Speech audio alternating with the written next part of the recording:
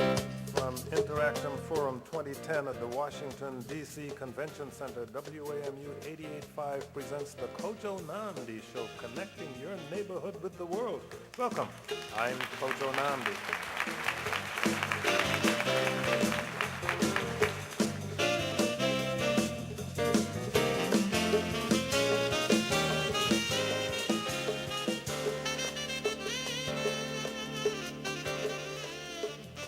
What's wrong with this equation? Today, roughly 1 billion people go to bed hungry. That's 1 in 6 human beings on this planet. The world's population is set to hit 9 billion people by 2050. And to feed all those people, experts say we'll need to double agricultural food production around the world. But those same experts also predict global climate change could cause rice production to decline by 25% in some corners of the world. It's little wonder that some are calling for a new focus on food production and food security. Over the last year and a half, the American government has drastically changed the way it approaches agriculture and hunger issues. We're exploring what needs to be done to secure a hunger-free future and how American attitudes toward food are changing overseas and changing right here in the U.S. We're coming to you from Interactions Forum 2010, a gathering of activists and experts in the field of international development. Interaction being the largest coalition of American non-governmental organizations working on global poverty and development issues, with over 192 members working in all corners of the world. And joining us on stage to discuss combating hunger is Catherine Cousin, U.S. Ambassador to the United Nations Agencies for Food and Agriculture in Rome, Italy. She was previously Executive Vice President and Chief Operating Officer of Feeding America, the nation's largest domestic hunger organization. Catherine Cousin, thank you for joining us. Thank you so much for having me. Also with us is Josette Lewis, Director of the Office of Agriculture at the U.S. Agency for International Development, USAID. Thank you for joining us. It's a pleasure. Thank you. And Dr. Jude Burnett works in Haiti. He is the head of program at Catholic Relief Services Program in Les Cayes, Haiti's largest city, a program that has been forced to blend short-term food relief with longer-term agricultural planning. Jude Burnett, thank you for joining us. Thank you also for inviting me. Back in the year 2000, the Millennium Development Goals set an ambitious target for food security, cutting hunger in half by 2015. And as we learned, there have been major steps forward, but experts are alarmed by the challenges on the agriculture front. Ambassador Cousin, I was struck by one statistic I recently read about American development aid. In 1985, the U.S. devoted 12% of its development assistance to agriculture. By 2006, that figure was 3%. The Obama administration came to power saying it is placing a new focus on agriculture, paying particular attention to something called food security. What's that? Food security. It's a very simple and often overused term, but it basically means the access and availability to nutritious food. Oh, it doesn't have anything to do with arms and... Has absolutely nothing to do with arms. See, you can join this conversation and learn something. 800-433-8850 is the number to call if you're interested in joining the conversation. 800-433-8850. You could join it at our website, kojoshow.org, or if you happen to be a member of the post-luncheon audience here at the D.C. Convention Center, just raise your hand and somebody will get a microphone to you. Dr. Burnett, you were working on farming livelihood programs in Haiti well before the catastrophic earthquake this past January, and all of a sudden, very important work on food security and long-term thinking took a back seat to immediate disaster response. Tell us about your experience.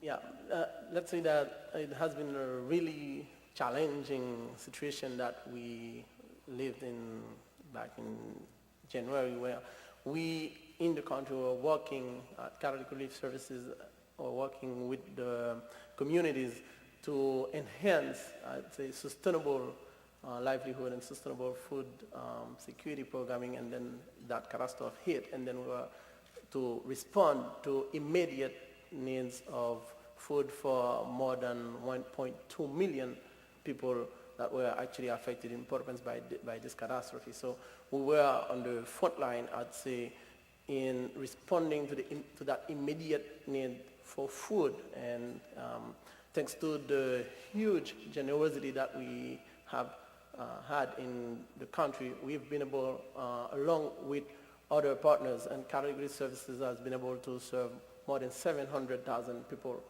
with food. And this is to, I'd say, to touch the immediate need of food. And we have had that big influx of people also fleeing the affected region and causing even unbalancing the situation that was even precarious in the rural communities. So we had to figure some type of programming to, in the same time, address immediate needs, but also plan on future needs of that population, securing, for instance, the agricultural production for the next 3-4 months.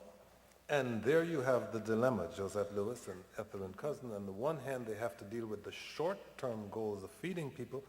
On the other, the long-term goal of food security, which describes not only the availability of food, but the ability to purchase it.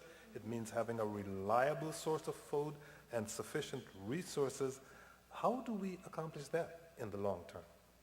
Well, as you point out, it really takes both. It takes emergency or humanitarian assistance, even in non-emergency situations. You look at a country like Ethiopia, where provision of humanitarian assistance over many years still plays a really critical role in saving lives.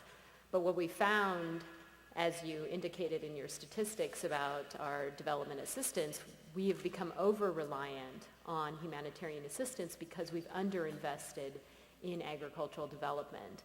And it's important, particularly for the average person, to understand that part of the focus on agriculture isn't just about producing more food, but giving people the incomes necessary to buy food, to buy a better home for their family, to send their kids to school, to pay for health services. Agriculture is a really critical driver of poverty reduction throughout human history. Even our own country made major leaps forward economically back in the 18th century through an agricultural revolution. And just about every country in the world has undergone an agricultural revolution as a precedent to becoming a more advanced country and to raising incomes. So agriculture is a really important tool for income generation, which is where long-term development happens. When families can make more money, can improve their own circumstances, and when countries can grow their GDPs to be able to advance at the national level.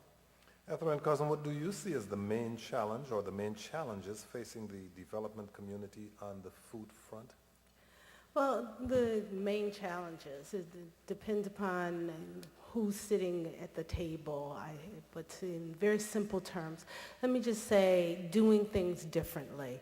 When the U.S. President Obama attended the G8 meeting last year in L'Aquila, the global community came together for the first time in a very long time and committed to what we call the L'Aquila principles that were subsequently endorsed by the entire global community as the Rome principles. And what those principles outline are the challenges and the response to those challenges by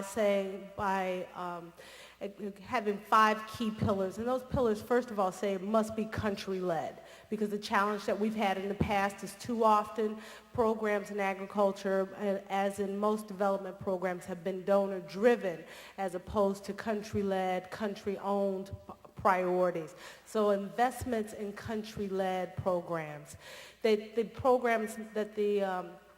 These country-led strategies must be broad-based and holistic, that it's not just about input, seeds in the ground, irrigation. It's also about education, post-harvest, the inclusion of women. Too often women are left out of the equation when in fact 60 to 80% of all smallholder farmers in the developing world are women. So ensuring that women are part of it. Embracing multilateral organizations. And because part of the challenge is a recognition by the global community that no one country, no bilateral relationships, no set of countries alone can do it. It will require multilateral stakeholder investments.